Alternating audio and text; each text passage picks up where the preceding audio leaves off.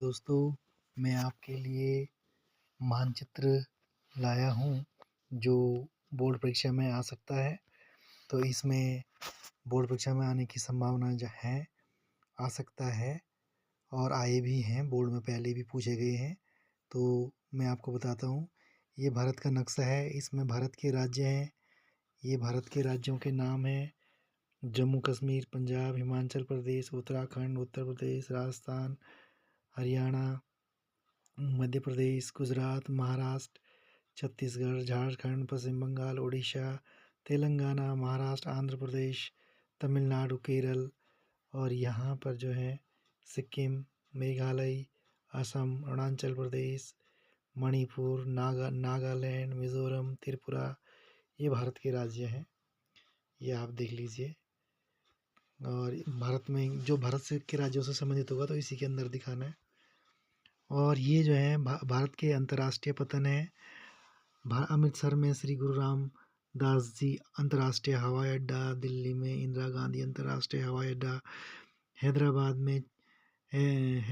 में राजीव गांधी अंतर्राष्ट्रीय हवाई अड्डा, बेंगलुरु में केम्पेगौड़ा अंतर्राष्ट्रीय हवाई अड्डा और मुंबई में छत्रपति शिवाजी अंतर्राष्ट्रीय हवाई अड्डा, कोलकाता में छत्रपति नेता सुभाष चंद्र बोस अंतर्राष्ट्रीय हवाई अड्डा।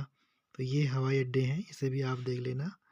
और ये जो है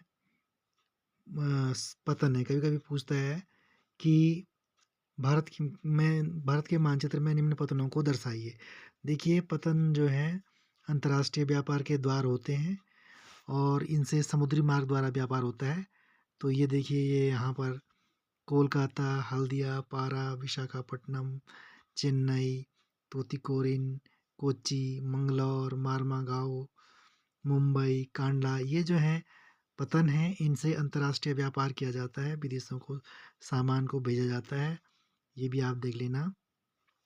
और ये देखिए, भारत में दिए गए मानचित्र में निम्नांकित को उचित चिन्हों द्वारा दर्शाइए। तो इसमें लोहा एवं इस्पात संयंत्र, गुजरात औद्योगिक क्षेत्र, मारमागांव समुद्री पतन, भरमौर जनजातीय क्षेत्र। तो देखिए, ये है गुजरात, यहाँ पे जो बना है जिस पर ये लकीरें हैं, ये लिखा है गुजरात औद्योगिक क्षेत्र। तो ये गुजरात में जो ये खड़ी लाइन दी है, ये जो है गुजरात औद्योगिक क्षेत्र है। और ये भरमौर जनजातीय क्षेत्र जो है, ये देखिए आप, ये है भरमौर जनजातीय क्षेत्र। ये आपके हिमाचल प्रदेश में उत्तराखंड के बगल पर, ये देखिए। और इसमें ये जो है स्टार बने हुए हैं, ये सारा जो है लोहा उत्पादक क्षेत्र को दिखाता है। राउरकेला, जमशेदपुर, दुर्गापुर, आसनसोल, बोकारो, भिलाई, ये इसके इसके अलावा यहाँ देखिए आप, ये भद्रावती, ये जो है क्या है, लोहा इस्पात संयंत्र, मतलब यहाँ पर लोहा एवं इस्पात संयंत्र स्थापित हैं। मारमागांव एक पतन है। और ये जो बीच से लकीर जा रही है, dot dot dot dot dot dot वाली, ये कर्क रेखा है। ये भारत के मध्य से गुजरती है। आप इसको ध्यान से देखना और इस पर भी ध्यान देना अगर आ गया तो। ये देखिए, इसमें नागपुर मैंगनीज क्षेत्र और राउरकेला लोहा इस्पात संयंत्र और ये कोलम तिरुवनंतपुरम औद्योगिक क्षेत्र। तो यहाँ पर देखिए, ये नोएडा टेक्नोलॉजी पार्क, ये दिल्ली की है, ठीक उत्तराखंड के बगल पर, उत्तराखंड के बगल पर हिमाचल से लगा हुआ और हरियाणा से लगा हुआ है।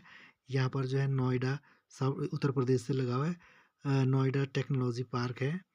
इसके अलावा नागपुर में मैग्नीज उत्पादन का क्षेत्र है, ये नागपुर में, ये भारत के मध्य भाग में। और ये देखिए आप, ये वाला एरिया, यहाँ पर देखिए राउरकेला इस्पात संयंत्र है। ये ठीक यहाँ पर जो एक खांचा जैसा दिखाई दे रहा है, यहाँ पे चिल्का झील है, उसी के ऊपर जो है इस वाले हिस्से में राउरकेला संयंत्र लगा हुआ है। और इधर जो है कोलम तिरुवनंतपुरम औद्योगिक क्षेत्र है, ये केरल में, ये काला काला जो दिखाई दे रहा है, ये जो है तिरुवनंत औद्योगिक क्षेत्र है। आगे चलिए, इसमें लिखा है विशाखापट्टनम बंदरगाह कवा उत्पादक क्षेत्र, हुगली औद्योगिक क्षेत्र और इंदिरा गांधी नहर कमांड क्षेत्र को बताना है। तो देखिए, इंदिरा गांधी नहर क्षेत्र, ये राजस्थान में देख रहे होंगे आप, ये इंदिरा गांधी नहर का मान क्षेत्र ये वाला है। ये लकीर जो दिखा रही है वो इंदिरा गांधी नहर को दिखा रही है। और विशाखापट्टनम देखिए आप, बंदरगाह यहाँ पर है। और हुगली औद्योगिक क्षेत्र ये कोलकाता के आसपास है, पश्चिमी बंगाल में। ये जिसमें स्लीपिंग लाइन खींची हुई है, लिटी हुई लाइन खींची है, ये तो हुगली औद्योगिक क्षेत्र है। ये देख लीजिए आप। और ये कहवा उत्पादक क्षेत्र, ये कहवा का उत्पादन इन 3 राज्यों में होता है। इधर केरल है, इधर ये देखिए इन तीनों में होता है ये। तो ये 3 देख लिए आप ये।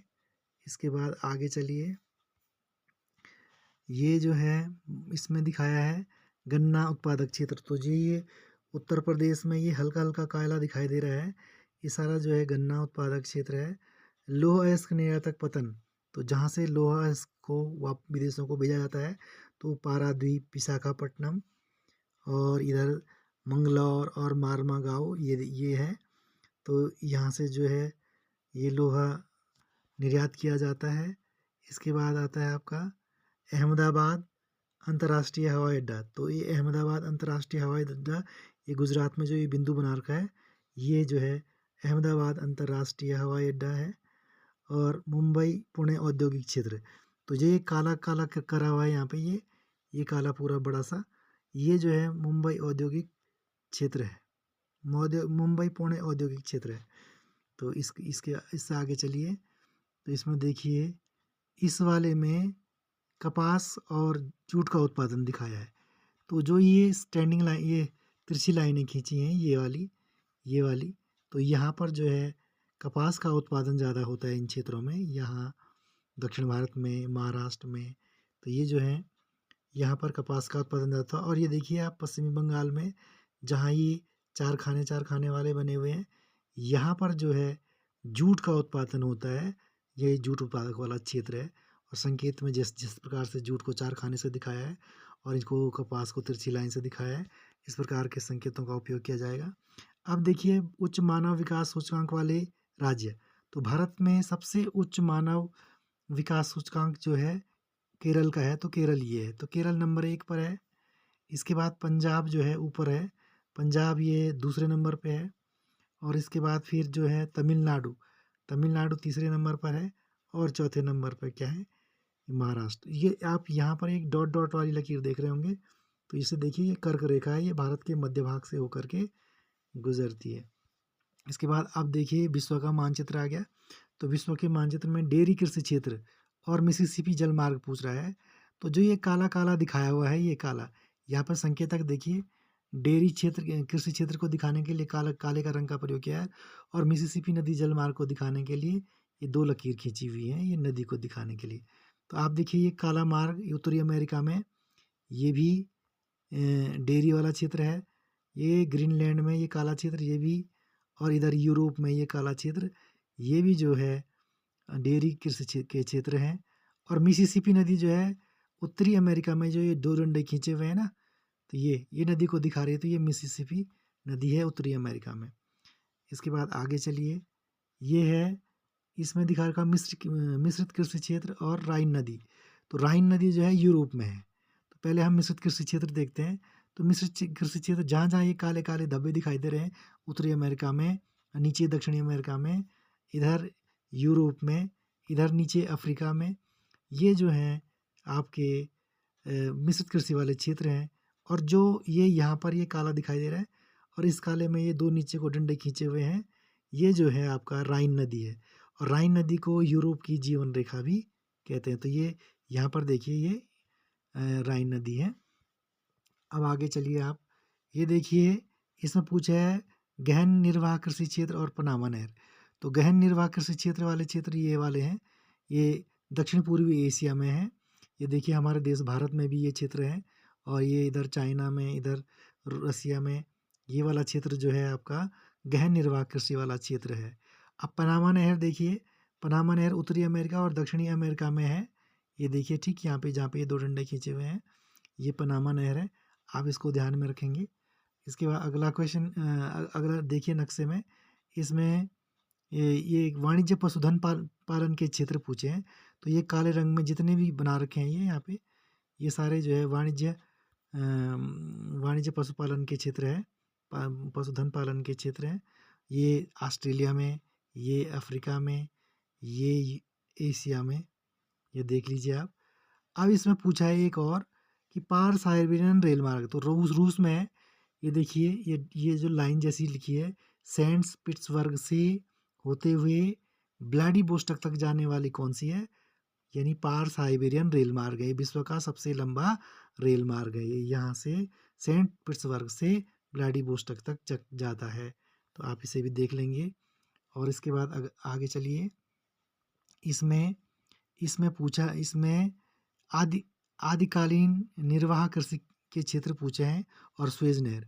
तो जो ये काली काली दिखाई दे रही है दक्षिणी अमेरिका में, और ये पनामा के बगल से आते हुए मेक्सिको से नीचे को आते हुए दक्षिणी अमेरिका में काला, और ये अफ्रीका का बीच वाला भाग जो काला दिखाई दे रहा है, और जो इधर ये चाइना के पास जो काला, म्यांमार के बगल में जो काला दिखाई दे रहा है, इंडोनेशिया वगैरह में जो काला दिखाई दे रहा है, तो ये जो है आदिकालीन निर्वाह कृषि के क्षेत्र हैं।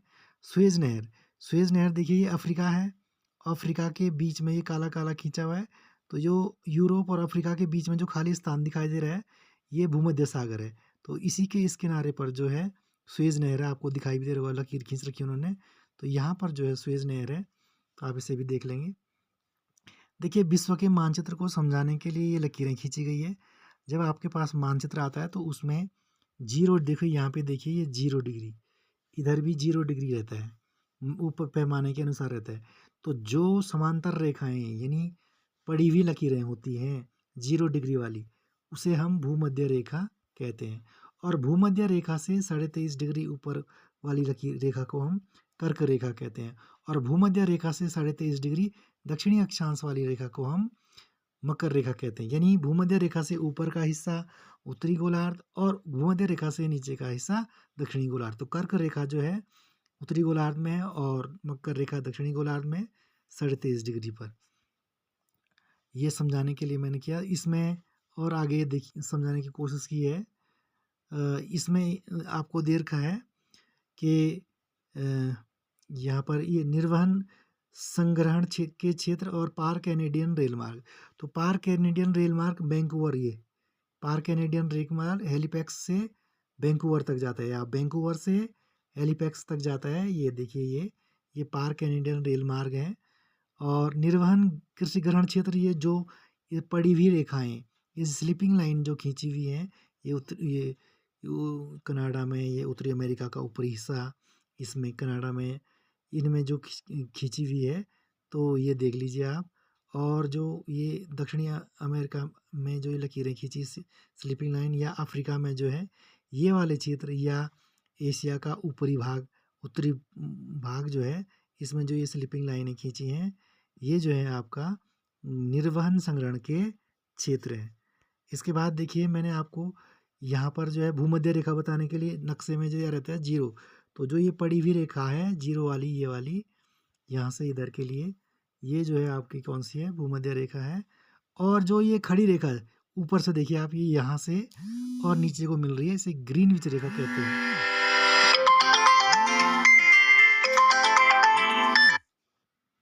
इसे ग्रीनविच रेखा कहते हैं।